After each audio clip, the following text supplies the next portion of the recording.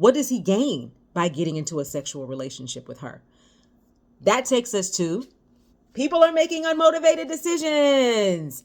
Hi, I'm Shannan E. Johnson, CEO of The Professional Pen, where we develop screenwriters from idea to pitch. Need help in your screenplay? Go to www.theprofessionalpen.com.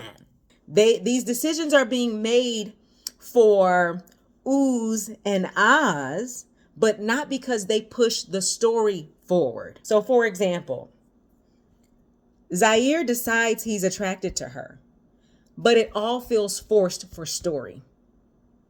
The first art scene when he makes her do the paint and pick the color, the same thing that he did to the other woman, I understand. It's a setup so that we can find out later that this is what he does with every woman. So maybe he doesn't necessarily like Mia more than he likes anybody else. And because she slept with him, she feels like a fool. Okay.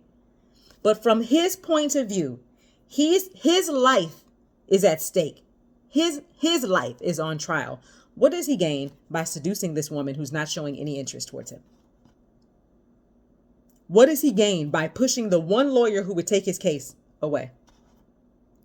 How does that make sense for him as a character? Is he only thinking with his penis when he already has another woman he could be having sex with? Several other women? Because he even goes to a place where there's an orgy? Why do you need to have sex with this woman? What do you gain? Because in the end, they're not together.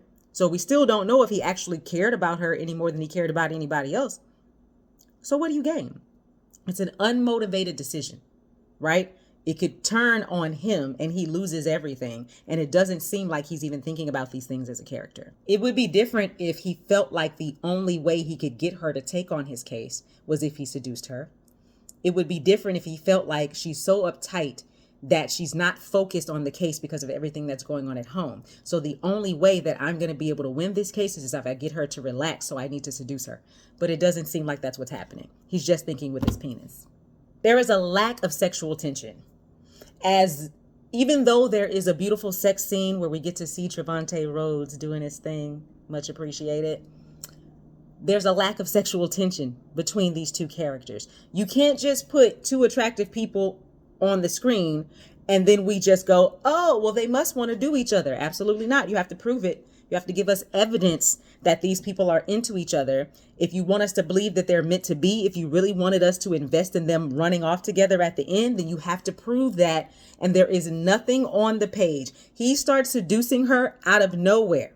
The music is what makes us believe that she feels anything. We'll get to that in a second. The music makes us feel that. Not her actions, not her reactions, not her dialogue, nothing. He just starts seducing her out of nowhere. And then she decides to have sex with him because she thinks her husband is cheating on him. We still don't know if she's like into him. Sure, after the sex and he's blown her mind, maybe. But as soon as she finds out her husband didn't cheat on her, then she's back to wanting to be with her husband. Well, she never proved she wanted to be with him in the first place. We'll talk about that in a second. The pacing is slow and the story does not push forward. The reason that it feels slow all throughout the second act is because she's inactive. Every single time she gets with him, they just have a circular conversation proving that he didn't do anything. But because she's not investigating and we're just seeing them have conversation after conversation in this art studio, it's making it feel very monotonous, which is also why once we finally start getting some reveals, it all feels kind of wonky, and kind of thrown at us because we spend so much time like this.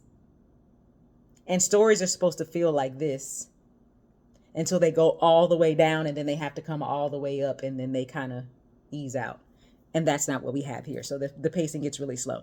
I thought it was going to be like an hour and 15 minutes and it ended up being 2 hours. And I rolled my eyes when I looked up the runtime. Lack of tension. We never believe Mia is in danger, right? So remember we talked about thrillers need danger. Thrillers need threats. We never feel that Zaire actually murdered anybody. I don't ever feel that. Do you? We never feel he ever murdered anybody. So we never feel like she's in danger. There has to be some clues on both sides so that we too can be wondering, did he do it? You don't just avoid it altogether and leave the audience going, well, did he do it?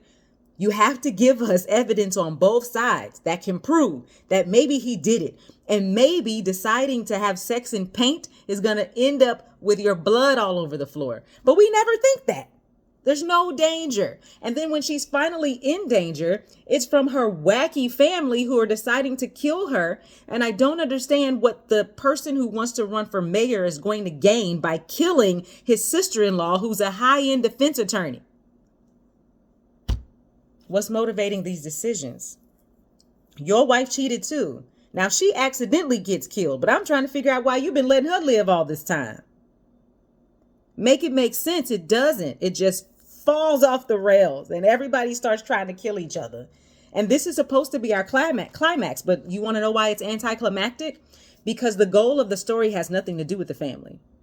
And what's supposed to happen at the climax is your protagonist meeting their goal head on. What's supposed to happen at the climax is really realizing all of the things that got Zaire into this situation so that the case is solved.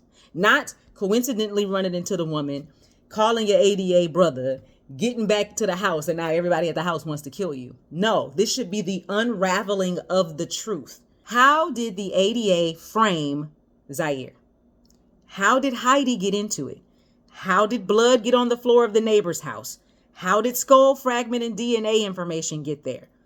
That's what we need at that moment. We need to clearly understand that because the ADA's wife slept with Zaire and they bought those photographs and he was able to see underneath that her picture was there, so he knows that his wife cheated on him, that he put a plan in place to take that man down. And in taking him down and pretending his mother had cancer, he would also be able to rise to a higher position in the city. That's what needed to be clear.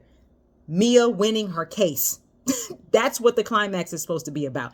Instead, we got the mama hanging off the truck while she's driving and her running her car into an oncoming truck as if she couldn't possibly die too. Ciao. Let's just say that Kelly is beautiful and Trevante is, yeah.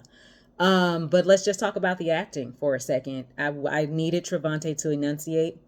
I understand that the dialogue you were given was piss poor and you did the best that you could with it. And I appreciate that. But half the time I was like, I need you to open your mouth so I can understand what you're saying. But let's just talk about Kelly.